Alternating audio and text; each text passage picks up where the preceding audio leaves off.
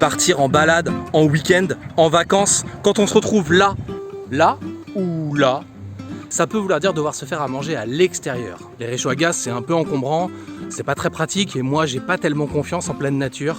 Mais je crois que j'ai trouvé la solution.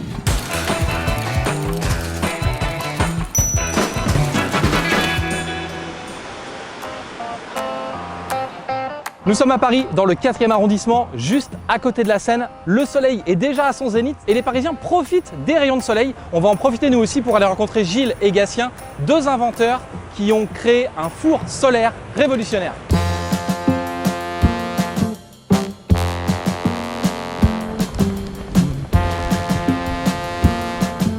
Salut!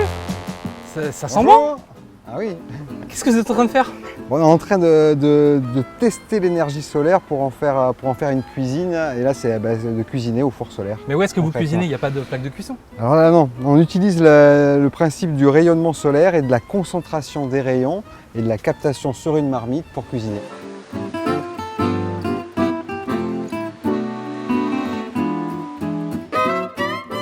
Une marmite au milieu et tu concentres le soleil dessus avec les miroirs en fait. C'est Oui. juste Ouais, ça le c'est juste principe. de la concentration, comme quand on était petit avec une loupe, mis à part à taille grande échelle, puisque là on a 1 mètre carré de captation miroir sur ce cuiseur qui ramène tous les rayons sur la marmite. Alors justement, moi je l'ai fait le truc de la loupe quand j'étais petit et ça met des plombes à démarrer. Ça marche vraiment. On peut ça, vraiment c'est- faire cuire à manger avec le soleil. Cette expérience de la loupe est souvent une mauvaise expérience réalisée sur du papier blanc quand on était jeune, on prenait son cahier de classe et le blanc réfléchit les rayons. Comme vous voyez là dans le cuiseur, c'est une marmite noire qui va capter les rayons. Donc si vous reprenez ce principe de la loupe que vous avez fait petit avec du papier journal gris, du carton noir ou du carton marron, ça partira immédiatement.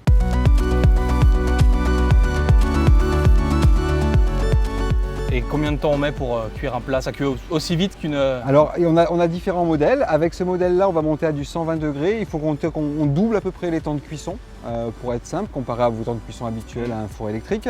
Avec d'autres modèles, on va monter à 250 degrés et là on est exactement sur les mêmes temps de cuisson.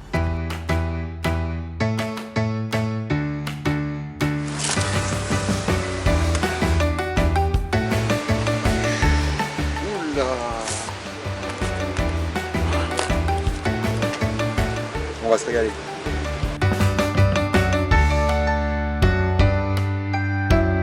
C'est ultra compact, ultra léger. Ça pèse 1 kg, c'est ça? Ça pèse moins d'1 kg, 950 grammes.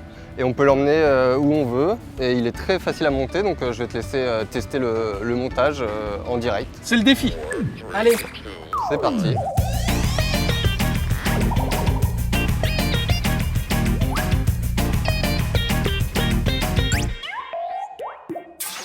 Et voilà.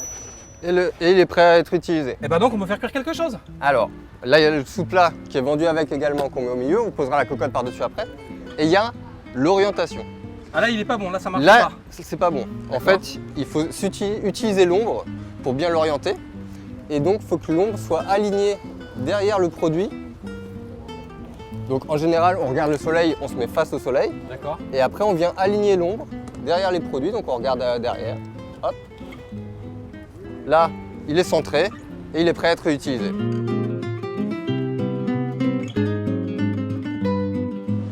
Je sais pas si vous vous rendez compte, mais ça veut dire qu'avec un cuiseur de ce type, on peut manger chaud à peu près partout. Ça coûte pas grand chose parce que l'énergie solaire est gratuite et en plus ça permet de préserver la planète. Moi, c'est plutôt un concept qui me plaît bien. Bon alors Gatien, ça cuit? Bah On va oui, bientôt manger? ça cuit très bien. Là, on est presque prêt, c'est la fin. C'est chaud.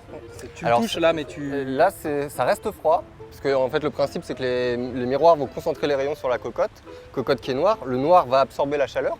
Donc là, on voit que la cocotte chauffe avec la condensation. C'est très très chaud, donc je ne vais pas mettre ma main dessus.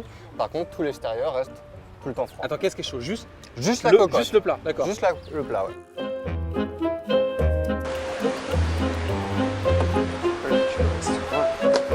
Ça va.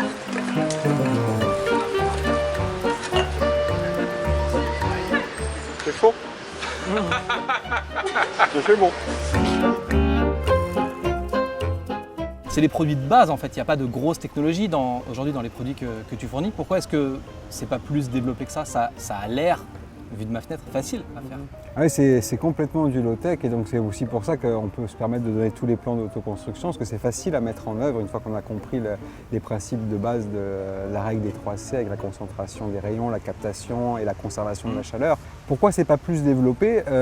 C'est parce que je pense qu'il y a un problème de crédibilité dans cette énergie qui est tellement simple.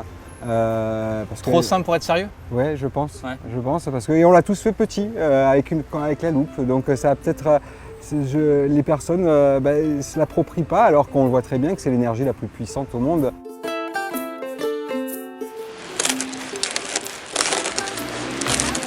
Le solaire il est puissant, il est puissant un peu de partout en France, hein. Il est juste un peu moins disponible, vous avez plus 200 jours de soleil à Paris, plus 300 à Marseille, voilà. Mais il y a quand même 200 jours de possible.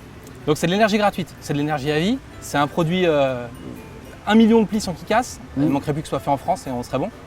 Et il est fait en France. Et il est fait en France.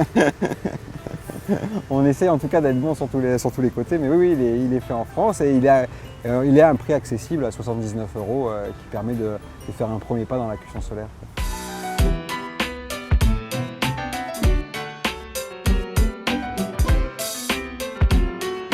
Le cuiseur solaire Sungood, on en a beaucoup parlé, mais à un moment il a fallu le tester. Donc on s'est invité, on a goûté, et ce qu'on peut vous dire c'est que c'est cuit, c'est bon et que ça fonctionne.